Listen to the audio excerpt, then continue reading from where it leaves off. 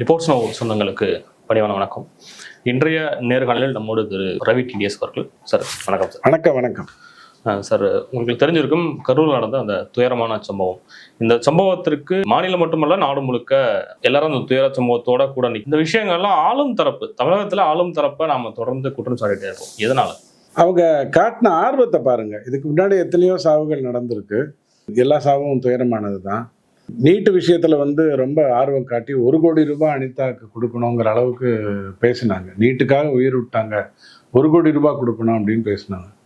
கள்ளச்சாராயத்தில் செத்தவங்களுக்கு 10 லட்ச ரூபாய் அரசு, 10 லட்ச ரூபாய் திமுக, 6 லட்ச ரூபாய் எடப்பாடி பழனிசாமி, 1 லட்ச ரூபாய் அண்ணாமலைன்னு 27 லட்ச ரூபாய் அந்த குடும்பத்துக்கு போச்சு. எதுக்கு குடிச்சாங்கிறதுக்கு.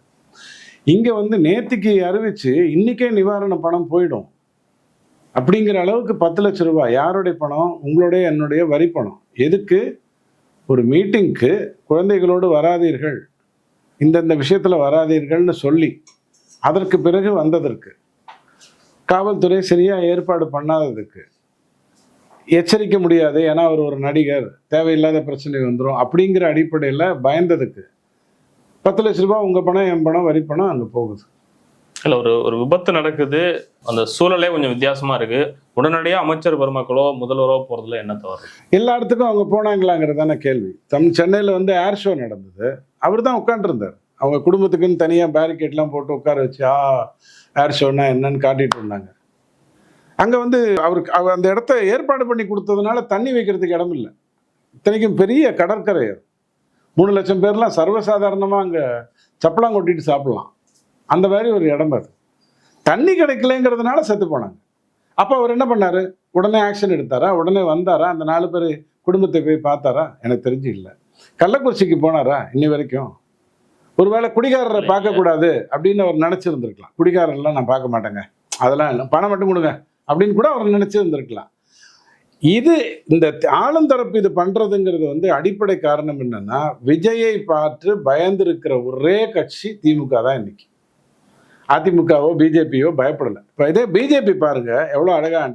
ஸ்டாலின் ராகுல் காந்திக்கு நன்றி சொல்றாரு. எனக்காக இந்த துக்கத்தை பற்றி விசாரித்ததற்கு ரொம்ப நன்றி அப்படிங்கிறார். ராகுல் காந்தி வரல. ஆனால் பிஜேபியிலேருந்து உடனே என்ன பண்ணுறாங்கன்னா, ஒரு கமிட்டி வருது. என்னன்னு பாருங்க, அதில் ஏதோ தவறு இருக்கிற மாதிரி தெரியுது. சதி தெளிவாக தெரியுது.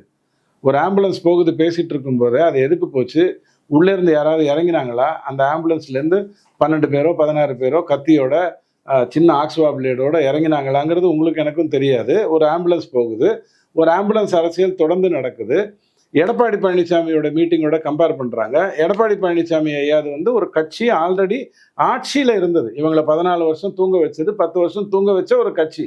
அவங்களால ஆர்கனைஸ்டாக பண்ண முடியும். இங்கே இருக்கிறது யங்ஸ்டர்ஸ். ஓகேவா?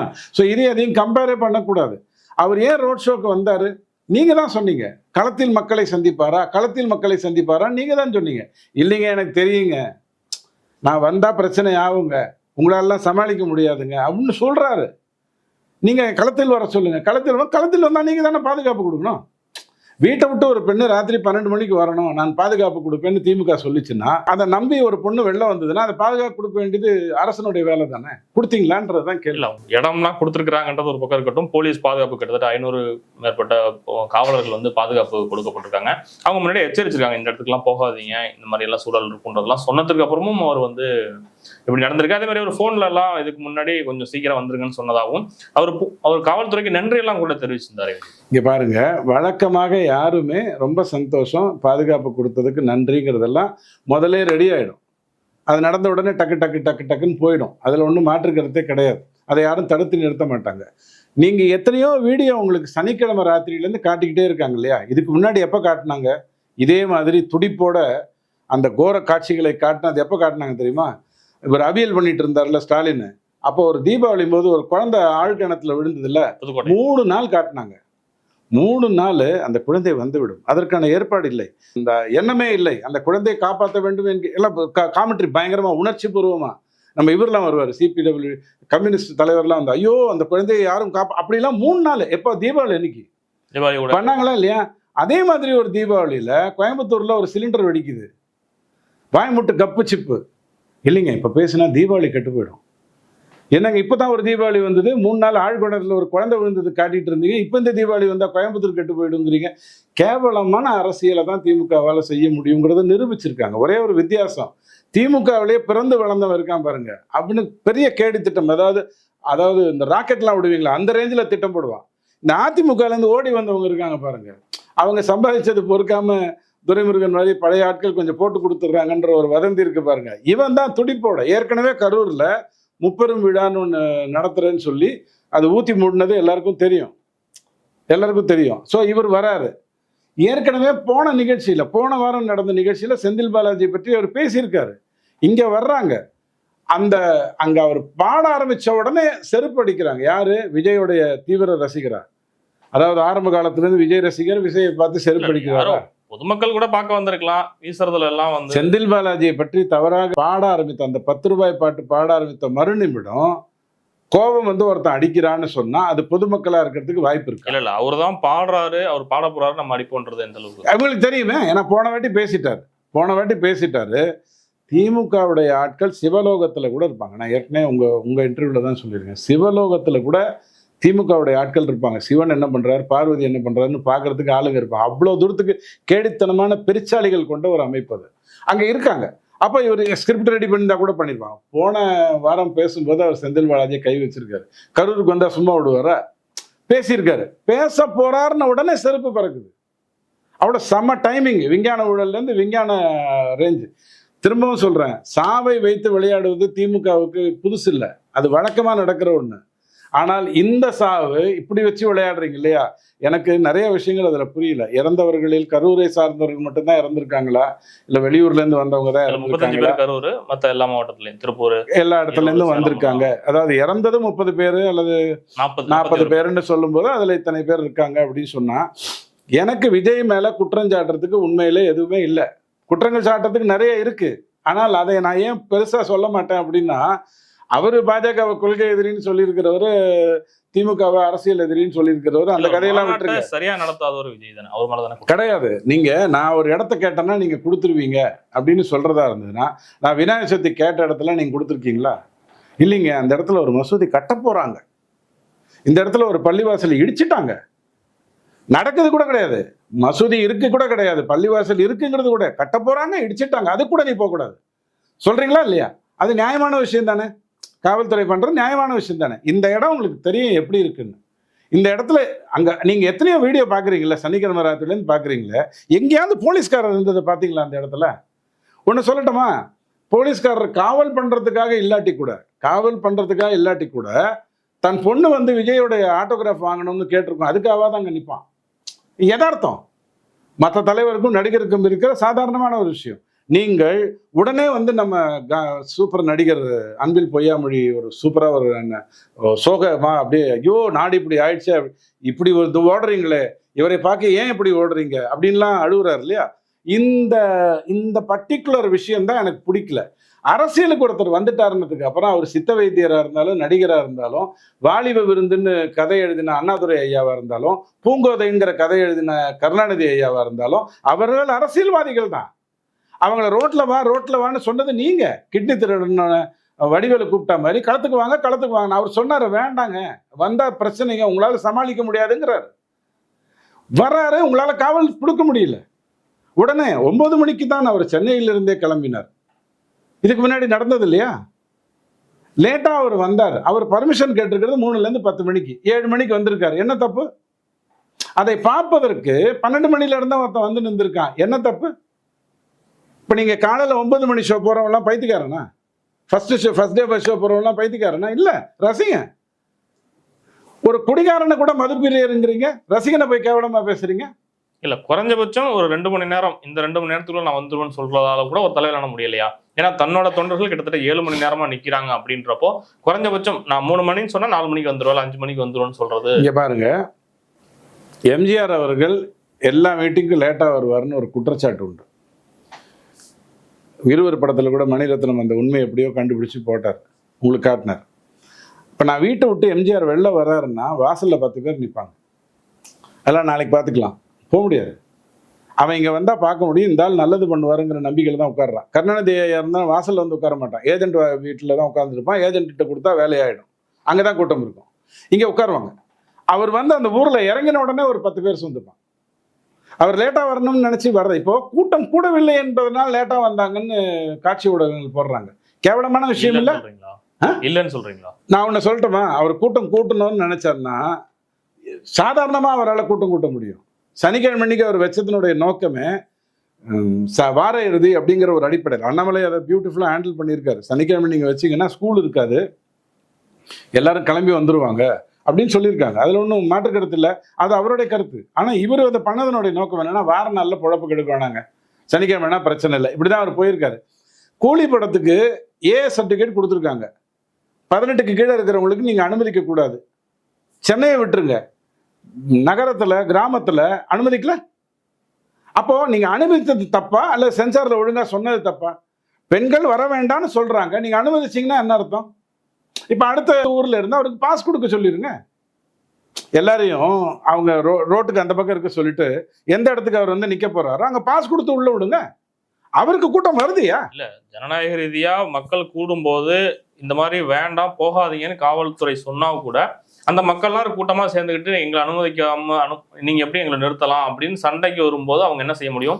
அந்த இடத்துல ஒரு ஊடகவியாளர் கூட அந்த போலீஸ் கிட்ட ஏதோ பிரச்சனை பண்ணாங்கன்ற மாதிரி வீடியோக்கள் கூட 2 நாளைக்கு முன்னாடி பார்த்தேன். நவாஸ் கனி கிட்ட ஒரு யூடியூப்காரர் கேள்வி கேட்கிறாரு. கேள்வி கேட்கக்கூடாதா? நம்ம சிக்கந்தர் மலை சம்பந்தமா. உடனே அந்த பத்திரிகையாளர்கள் அவனை ரேக் பண்றாங்க. எப்படி நீ யாரு, நீ என்னத்துக்கு இந்த கேள்வி கேட்கிற? அண்ணாமலை கிட்ட ஒரு யூடியூபர் கேள்வி கேட்கிறாரு, எல்லாம் வாயம் பொத்திட்டு உட்காந்துருக்கான். ஊடகத்தை பத்தி சொல்றேன். அப்ப காவல்துறைக்கு என்ன யோசிச்சு பாருங்க. சார் நான் விட மாட்டேன் சார், நான் நிபந்தனை போட்டிருக்கேன், நான் விட மாட்டேன். சிம்பிள் விஷயம். நீங்க மதுரை பக்கம் அனுமதி கொடுக்கலன்னு திரும்பவும் காவல்துறை நம்ம எதிர்த்து திரும்ப இன்னொரு ஆர்ப்பாட்டம் நடத்துவோமே. நடத்துங்க. உங்ககிட்ட கண்டிஷன் கொடுத்துருக்கேன் சார், உங்ககிட்ட கண்டிஷன், இந்த கண்டிஷன் கொடுத்துருக்கேன், நீங்க அதை மீறுறீங்க, நான் அதை பண்ணத்தான் செய்வேன். அனுமதி கொடுக்க மாட்டேங்குதுன்னு மேடை முழுவதும் முழங்குறாரு. இப்போ விஜய் பொறுத்த வரைக்கும் எனக்கு கொடுக்க மாட்டேன்னு சொல்றாருக்கு. சீமான் அழகா பதில் சொல்லிட்டார், இதெல்லாம் எல்லா இடத்துலையும் அப்படிதாங்க பண்ணுவாங்க, எனக்கு கூட இந்த மூத்திர சந்தில தான் எனக்கு இடம் கொடுப்பாங்க, எனக்கு ஓகே வர்றது 100 பேர், நான் பேசினா கூட உலகத்துக்கு உடனே போயிடுது, மீடியால எல்லாம் அடுத்த நாள் படப்படப்படன்னு போட்டுடுறாங்க. என்னை காமெடி, அவர் சொல்லலை இருந்தாலும் நான் சொல்றேன், என்னை காமெடியனா சித்தரிக்கிற வேலையை மீடியா ஒழுங்கா பண்ணுது. விஜயகாந்தை எப்படி முன்கோபியாக, குடிகாரதாக, அறிவிலிங்கிற வார்த்தையை பயன்படுத்துறான், அறிவிலியாக சித்தரிக்கிறதுல ஒரு பெரிய வேலையை இந்த கூட்டம் செஞ்சதோ அந்த மாதிரி இவருக்கு சீமானுக்கு செய்யுது. விஜய் கிட்ட ஒன்றும் பண்ண முடியல, எதையுமே கை வைக்க முடியல, அவரை நீங்க அப்படி சித்தரிக்க முடியல. அவர் பாவம், அவரே பாவம் கஷ்டப்படுறாரு. 15 நிமிஷம் பேச்ச கூட ஒழுங்கா பேச முடியாம கஷ்டப்படுற, அது விட்டுருங்க. பட் அவன் பார்க்கறதுக்கு வரானா நீங்க எப்படி தடுப்பீங்க? அவர் வந்து வரமாட்டேன்னு தான் சொல்லிட்டு இருந்தாரு. ஒடுக்கமா நான் வந்து பரந்தூர்ல கூட அழகா ஒரு வண்டியில வந்தாரு, பேசினாரா, அதே வண்டியில கிளம்பி போயிட்டார். நீங்க விமர்சனம் செய்தீங்க, மக்களை சந்தித்தாரா? அவர் என்ன ராகுல் காந்தியா வீட்டுல போய் கஞ்சி குடிக்கிறதுக்கு? பைத்தியமா விஜய்க்கு? இல்லையே. அவரை கொண்டு போகிறதுக்கான வேலையை ஆல்ரெடி மக்கள் செய்யறாங்க, அவரை ஏற்றுக்கொண்டு விட்டார்கள். அது எத்தனை பேருங்கிறது தான் தேர்தலில் தெரிய போகுது. கூட்டம் வாக்காக மாறாதுன்னு இவங்க சொல்லிட்டே இருக்காங்க. அது எங்களுக்கு நல்லாவே தெரியும். கருணாநிதி கூட்டம் போகிறோம், அவரே சொல்லியிருக்காரு, இந்த கூட்டம் எல்லாம் வாக்கா மாறாதுன்னு சொல்லியிருக்காரு. 14 வருஷம் வீட்டில் எம்ஜிஆரால் உட்கார வைக்கப்பட்டார், 10 வருஷம் ஜெயலலிதாவால் வீட்டில் உட்கார வைக்கப்பட்டார். கூட்டம் வந்து என்ன பிரயோஜனம்? ஜெயலலிதா கூட்டம் வந்திருக்கு, அது வாக்கா மாறினதில்லை. 96ல் மாறல, உடனே எந்திரிச்சு வந்தாங்க. வாட் எவர் இட் இஸ், 2006ல் மாறல, அண்ட் ஆல் தோஸ் திங்ஸ். கேள்வி என்னன்னா, அவரை வர சொன்னது நீங்க, களத்துக்கு வாங்கங்கிறீங்க, ஆனா ரோட் ஷோ போடக்கூடாதுங்கிறீங்க. களத்துக்கு வாங்கன்னா ரோட் ஷோ போடல, அதாவது மீட்டிங் நடத்தினா அது எப்படி களத்துக்கு வந்ததா? மாவட்டத்திற்கு ஒரு மாநாடு போடுறதுல என்ன கஷ்டம்? மாவட்டத்துக்கு ஒரு மாநாடு அவர் எப்படி போடத்தானே போறாரு. இப்ப வந்திருக்கிறது என்னன்னா, இது ஒரு ட்ரெண்டா இருக்கு. மோடி ஐயா இதே ரோட் ஷோவை வெற்றிகரமா நடத்திக்கிட்டு இருக்காரு. எதை வச்சு நடத்துறாரு? அடக்குமுறையில் நடத்துறாரா? இல்ல, 2 பக்கம் 1 கிலோமீட்டரோ 1.5 கிலோமீட்டர் தான் தேர்ந்தெடுப்பார். கரெக்டா 2 பக்கமும் பேரிகேட் போட்டு 2 பக்கமும் ஆள் நிற்பாங்க. கோயம்புத்தூர்ல 54 பேர் இறந்ததுக்கு மோடியால நேரா வந்து அந்த இடத்துல அஞ்சலி செலுத்திட்டு போக முடிஞ்சது. காஷ்மீர்ல சொல்லிட்டு நான் போறேன், முடிஞ்சா தனியா வரேன், லால் இதுல வந்து நான் கொடி ஏத்துவேன் சொல்லிட்டு செய்ய முடிஞ்சது. அவரால் செய்ய முடிஞ்சதை எடப்பாடி ஐயாவால செய்ய முடியுது. ஏன்னா அரசியல் கட்சி ரொம்ப வருஷமா இருக்கு, தொண்டருக்கு தெரியும் என்ன மாதிரி தப்பு நடக்கும்னு. இவர் இப்பதான் வந்திருக்காரு, போலீஸ் சப்போர்ட் வேணும். வந்தீங்களே துபாயில இருந்து ஓடி, ஐயோ என்ன தமிழ்நாட்டில் செத்து போயிட்டாங்களா, டெய்லி டாஸ்மாக்ல நாசக்கார நாய்களா சாவறான். சரக்கை சாப்பிட்டு தான் சாவறான். அமைச்சர் தயாரிப்பிக்கிற சரக்கை சாப்பிட்டுட்டு தான் சாவறான். அந்த சாவெல்லாம் அவனுக்கு பெருசா தெரியல. இந்த சாவுக்கு உடனே துபாயில இருந்து கிளம்பி வர்றீங்க. எவ்வளவு பெரிய வேலை வேலையை விட்டுட்டு வராருன்றதுல. ஆமா, பாவம் வேலை இல்லாம அவர் என்னைக்கு இருந்திருக்காரு? ஏகப்பட்ட வேலை இருந்தது இல்ல. நிறைய பேர் இருக்காங்க இல்லையா சேவை செய்யறதுக்கு. வேற மாதிரி ஆயிடும். நான் அதுக்கு பதில் சொன்னேன். சட்டசபை நடக்கல, அதனால அமைச்சர்கள் மாவட்டத்தில் இருக்கிறதுக்கான வாய்ப்புகள் இருக்கு. செந்தில் பாலாஜி மாவட்டத்திலே இருந்திருக்கலாம். ஒரு அரை மணி நேரத்துக்குள்ள எல்லாம் வந்துட்டாரு. அதெல்லாம் ஆம்புலன்ஸ் ஒண்ணு போச்சே சார். எதுக்கு சார் போச்சு? அது என்ன சார் எதிர்கட்சி பேசும்போது மட்டும் ஆம்புலன்ஸ் போகுது? அவன்லாம் டாஸ்மாக்ல தண்ணி அடிச்சுட்டு செத்து போனவனா? ஒருவேளை அப்படி இருந்தா சொல்லுங்க, தமிழ்நாட்டில் எல்லா பக்கமும் ஆம்புலன்ஸ் போகும். எனக்கு தெரியும். ஆம்புலன்ஸ் எதுக்கு சார்? அதுவும் தாவேக்கா கொடி போட்டுட்டு போகுது. அதென்ன சார் 40 ஆம்புலன்ஸ்லயும் திமுக கொடி இருந்தது. எங்க சார் ரெடி பண்ணி வச்சிங்க? இங்க நெருப்பு வரும் இருக்கிற இடம் உடனடியா அவரால் பண்ணிருக்க முடியும். ஆம்புலன்ஸ்ல எதுக்கு சார் கொடி? வெக்கமா இல்ல உங்களுக்கு? அட மோடி கொடுக்குற பணத்தை தான் ஸ்டிக்கர் ஒட்டி நான் தான் கொடுக்குறேன்னு ஒரு பொய்ய சொல்றீங்க. பரவாயில்ல, நீங்களும் அரசாங்கம் அவரும் அரசாங்கம் கொடுத்துட்டீங்க, சந்தோஷம். ஆம்புலன்ஸ்ல எதுக்கியா கொடி? அப்படியே அந்த பாடிக்கு சாத்திடுறதுக்கா? அதான் ஓடிபி எல்லாம் வாங்க போய் ஊத்தி மூடினீங்கல்ல. உங்களுடன் ஸ்டாலின், எங்களுடன் ஸ்டாலின், தங்களுடன் ஸ்டாலின் பண்ணீங்கல்ல, ஊத்தி மூடுது இல்ல. என்ன கேவலமான ஒரு விஷயமா இருக்கு. அரசியலுக்கு ஒருத்தர் வராருன்னா அவரை எதிர்கொள்ளுங்கள். நம்ம கல்வி அமைச்சர் வந்துட்டாருங்க. குழந்தைகள் இறந்து போயிருக்காங்க, படிக்கிற குழந்தைகள் இறந்து போய் முதலே தெரியுமா அவருக்கு? குழந்தைகள் தான் இறந்து போறாங்கன்னு தெரியுமா? இதுல இருக்கு. ஒரு கல்வி அமைச்சருக்கும் குழந்தைக்கும் என்ன சார் சம்பந்தம்? அது மருத்துவத்துல வர்றது சார். இவர் அப்படி பாவிகளா, நான் எவ்வளவோ எடுத்து சொன்னேன். அமைச்சருக்கு மக்கள் மேல அனுதாபமோ அவங்க மேல அக்கறையா இருக்கக்கூடாது. பாருங்க, எனக்கு ஒப்பீடு பிடிக்காது. நீ அதை பண்ணியா நான் அதை பண்ணியான்னு ஸ்டாலின் ஐயாவுக்கு புரியுற மாதிரி தானிக்கு தீனின்னு அந்த பணியில சொல்றது என்னுடைய வேலை இல்லை. தானிக்கு தீனின்னு நான் சொல்ல விரும்பல. விஜய் பண்ணது தப்பா? அப்படி அவரால் ஆர்கனைஸ் பண்ண முடியலையா அப்படின்னு கேட்டா மக்களே சொல்லுவோம், ஆமாங்க இப்பதானங்க கட்சி ஆரம்பிச்சிருக்காரு, அவர் அப்படித்தான் பண்ணுவாரு. நீங்க எத்தனையோ வருஷமா கட்சியை நடத்துறீங்க, நீங்க தான் காவல்துறை அமைச்சர், நீங்க தான் பார்த்துருக்கணும். ரொம்ப சிம்பிள். ஒரு கட்சி ஏற்பாடு இருக்கிற குளறுபடிக்கு அரசாங்கத்தை நேரடியாக நம்ம எப்படி குற்றச்சாட்டு? போலீஸ் வந்து சொல்லியிருக்கணும். இந்த கூட்டம் இப்ப இன்னைக்கு வந்து விளக்கம் கொடுத்தாங்க இல்லையா, கரண்ட் எல்லாம் எங்களால கட் ஆகல, ஜெனரேட்டர் தான் கட். ஜெனரேட்டர் வந்து நிறுத்தினது வந்து ஏதோ இவங்க சொல்லி நிறுத்தல. ஒரு குழந்தை காணாம போயிருக்கு.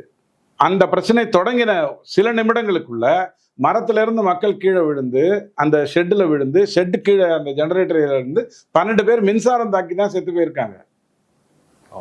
அதுதான் ஃபர்ஸ்ட். இன்னைக்கு சொல்றது வந்து இன்னைக்கு அதிர்ச்சியூட்டும் தகவல், 35 பேர் இடுபாடுகளில் சிக்கி இறந்தார்கள். அது தெரிஞ்ச விஷயம் தானே. ஆனால் கத்தியால் சொக்கா கிழிக்கப்பட்டிருக்கு அப்படின்னு இருக்கிறவங்க அவங்க சொல்றான். செந்தில் பாலாஜி அங்கேயே இருக்காரு, வருத்தப்படுறாரு. கள்ளச்சாரம் எத்தும் போது இவங்கெல்லாம் யாருமே வரலையே. பாக்கெட்ல வித்துட்டு இருந்தான் சார். ஏதோ ராத்திரியோட ராத்திரியா திருவிழாக்காக கள்ளச்சாராயம் காய்ச்சிட்டு அடுத்த நாள் செத்து போய் கள்ளச்சாராயம் மரணத்திற்கு வராத முதல்ல இதுக்கு வரக்கூடாதுன்னு சொல்ல வரீங்க.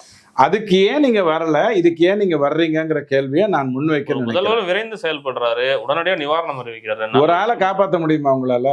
இத்தனை செட்டர் தான் ஏற்கனவே பண்ணி வச்சிருக்கீங்களா? எனக்கு என்ன தெரியுமா பயம், அந்த மருத்துவக்குழு வேலை செய்தே 100 பேர் மேல கிட்ட அனுமதிக்கப்பட்டிருக்காங்க. அவங்களுக்கு எல்லாம் தொடர்ந்து மருத்துவ சப்போர்ட் இருக்கு. கவர்மெண்ட் தானே அந்த தெருவுல வந்து விஜய் வந்து பேசுறாரு.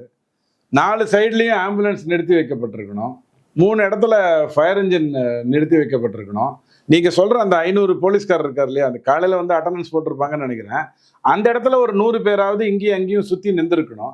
லட்சி சார்ஜ் பண்றது கரெக்டா வர்றாங்க, கரண்ட் கட் ஆன உடனே கரெக்டா வர்றாங்க, 12 பேர் இறந்த உடனே கரெக்டா வர்றாங்க, செருப்படிக்கப்பட்ட பின் செந்தில் பாலாஜியை திட்டிய பிறகு கரெக்டா வர்றாங்க.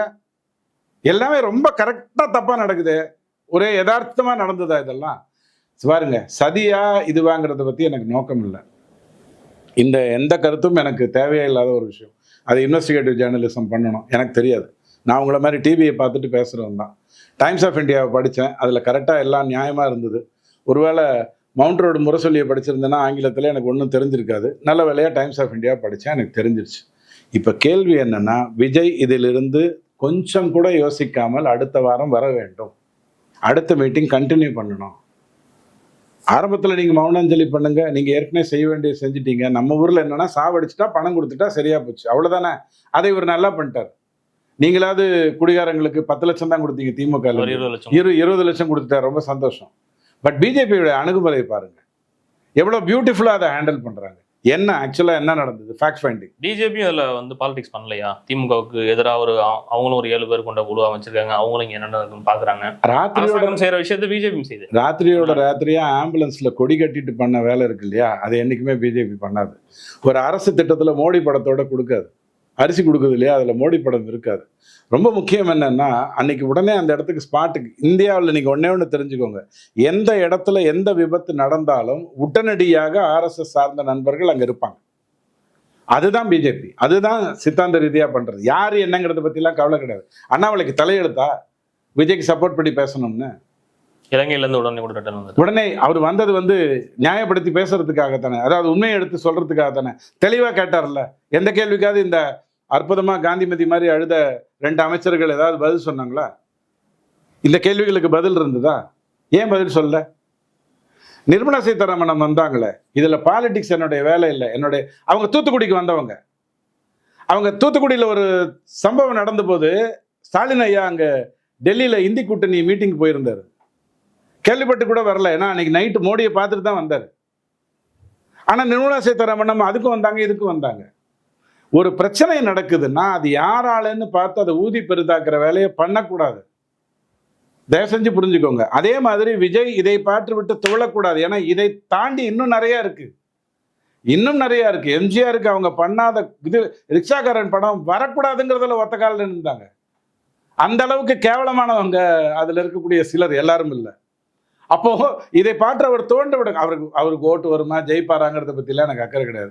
அவர் கொள்கை எதிரினாரா, அரசியல் எதிரிங்கிறாரா, அந்த கதையெல்லாம் எனக்கு தேவையில்லை. அவர் பேசினா தயவு செஞ்சு அவர் புரிஞ்சுக்கிட்டு பேசினா நல்லதுன்னு மட்டும் நான் சொல்கிறேன். இல்லைன்னா ஸ்டாலின் ஐயா மாதிரி குரலை பேச போய் கசகசன்னு பி.சி. சுஷீலா குரலுக்கு பதிலாக உன்னிகிருஷ்ணன் குரல் வந்துடும். அது மாதிரி பிரச்சனை ஆகிடும், பார்த்துக்கோங்க. ஆனால் அரசியலுக்கு எதற்காக வந்திருக்கேங்கிறது ஏதோ ஒரு டைம் சொல்லுங்க. ஆனால் இந்த சூழ்நிலையில் துவண்டு விடாதீர்கள். அடுத்த வாரம் வாங்க, ஒரு வாரம் கூட பிரேக் கொடுக்காதீங்க. உங்களை பார்க்கணும்னு வர்றவன் உண்மையாக தான் வந்திருக்கான். அவன் எதை பற்றியும் கவலைப்பட போகிறதில்ல. அவன் தேட்டரில் பார்த்துருக்கான், எல்லா விதமான அடிதடியும் அவன் பார்த்துருக்கான். கையை உள்ள விட்டு எப்படி டிக்கெட் வாங்கணுமோ அவன் பார்த்துருக்கான். தைரியமாக வாங்க, வந்து பேசுங்க. பிஜேபி எதிர்த்தே பேசுங்க, அது உங்கள் பிரச்சனை. ஆனால் தோண்டு விடாதீங்க. அதுக்காக ரோட் ஷோங்கிறத உடனே மாற்றி மீட்டிங்க்குன்னு போகாதீங்க. ரோட் ஷோ எடப்பாடிக்கு நடக்குது, அது மாதிரி நேர்மையாக நடத்துறதுக்கு முடியுமான்னு பாருங்கள். உங்ககிட்ட கொஞ்சம் பெரியாரிஸ்ட்லாம் இருக்காங்க இல்லையா, அவங்கள கொஞ்சம் ஒரு 2-3 மாதத்துக்கு எதுவும் குடிக்காமல் இருக்க சொல்லுங்க. நான் தண்ணியை சொல்கிறேன், கொஞ்சம் யோசிக்கட்டும், ஃப்ரெஷ்ஷாக யோசிக்கட்டும். அப்போ நல்லது நடக்கும். தகவல் பண்ண